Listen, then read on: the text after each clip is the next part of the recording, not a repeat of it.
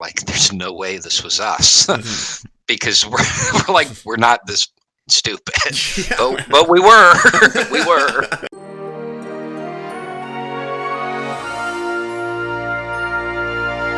What were your thoughts when you found out that Solomani had been assassinated, and I guess the ensuing events that have kind of taken place afterwards?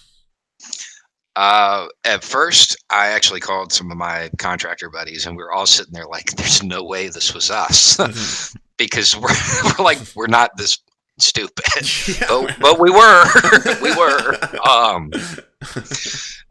This was not something that we like. The contracting community Mhm. did not see this coming. Yeah. Now I don't know, maybe the active duty troops did, but contractors, nobody saw that coming because from our perspective on this, because we have to be a lot more versed Mhm. in international law and the laws of war and all of that stuff. Well, at least we should be. It's not always the case, but when we see that, if this has now become a legitimate target, and the United States, who does in a lot of ways, their practices set the idea for what are war crimes. Mhm.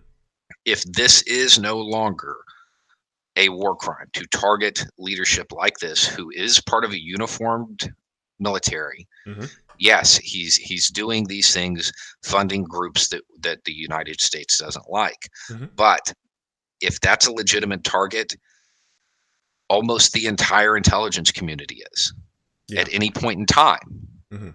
They don't have to be on a battlefield because he wasn't. Like they opened a box. They opened Pandora's box on this one, and it's going to come back to bite them for years Mhm. because they started this escalation. There was always kind of a gentleman's agreement in the intelligence world, and that just got shattered. Yeah. And it's gonna go both ways. Like right now, all the fire is directed one direction, Mhm. but it won't be like that forever. Were you Um, surprised that they kind of did the retroactive explanation in this case? Because normally there's a bit of a a prelude to these kind of attacks, or at least an explanation. You don't normally, after the fact, kind of try to explain. Oh, by the way, he was a really bad dude. Like you have to understand, he was the worst dude. You know?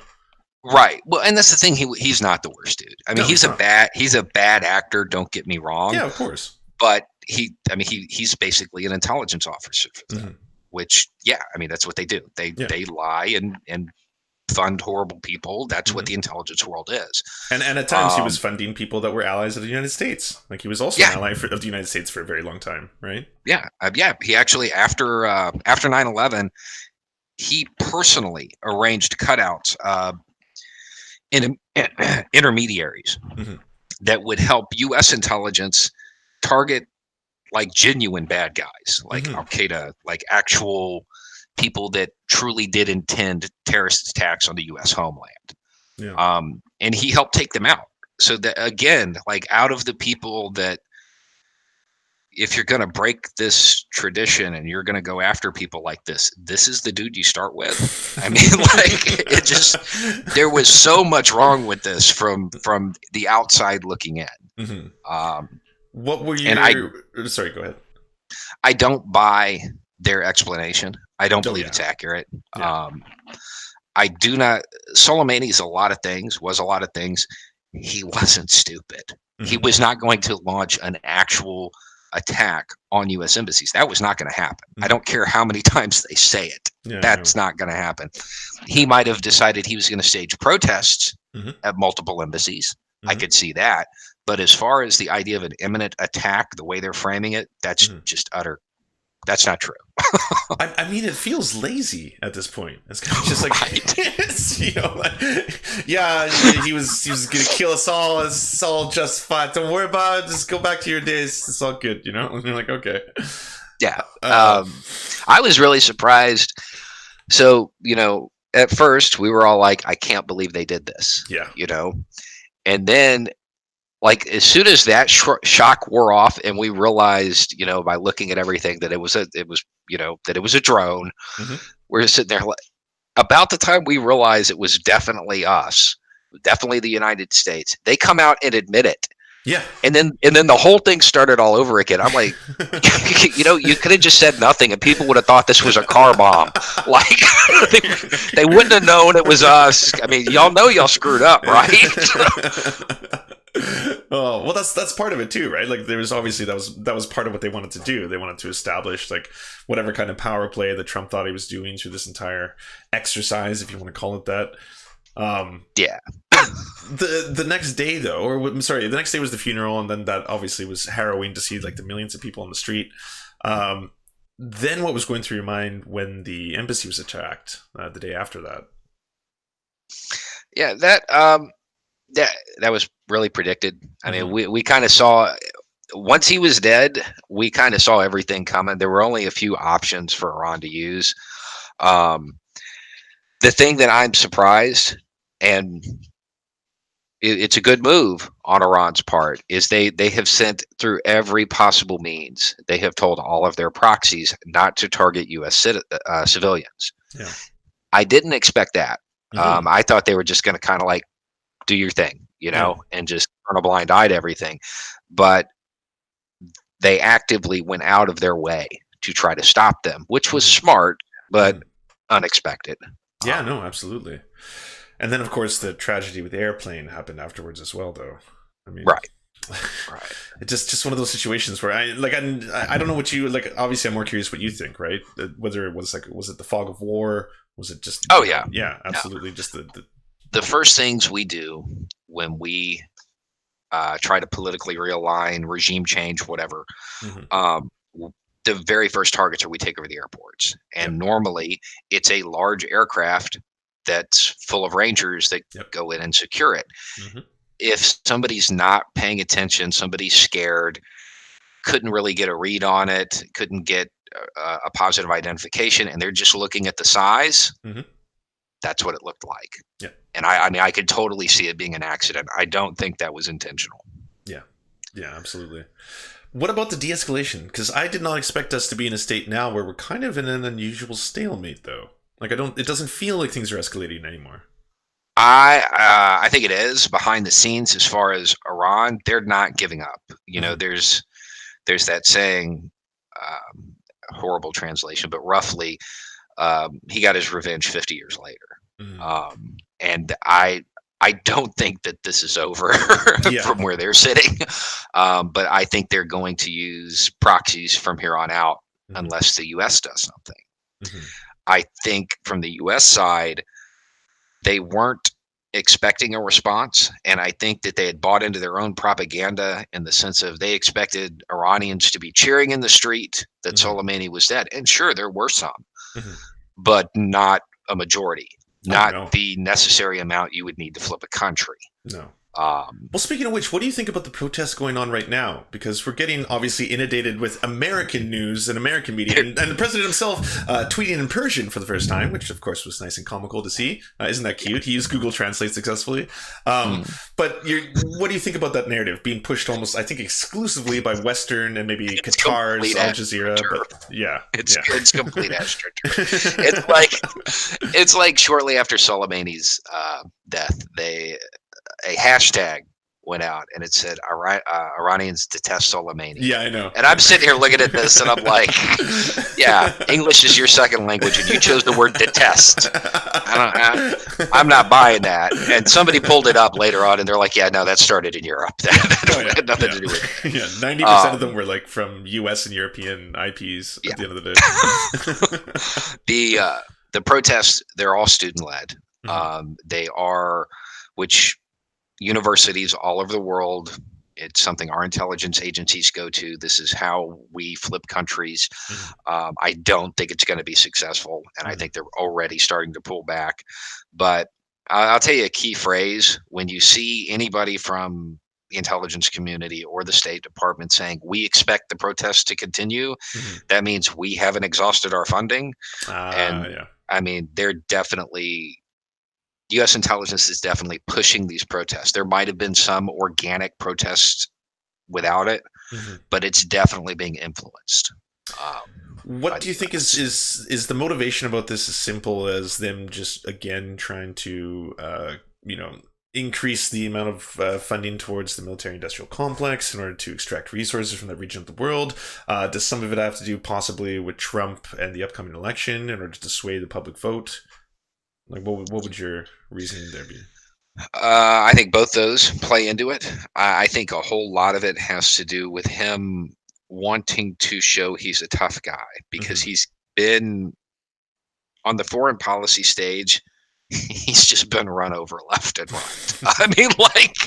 I know people talk about his domestic policy and that it's not great, but I mean, on foreign policy, he's horrible. Like, I Mm-hmm. don't know there's been a worse president, and that's not just because I don't like the guy. Like, Mm-hmm. objectively, he's really bad at this. But wasn't Um, he an isolationist president? Like he definitely ran on this kind of like, we're against the globalists. We're all about make America great, America first, all that kind of stuff. We're not going to be involved in foreign policy in the same way that war hawk Hillary Clinton would have been, kind of thing. So like, how is that now playing with this base?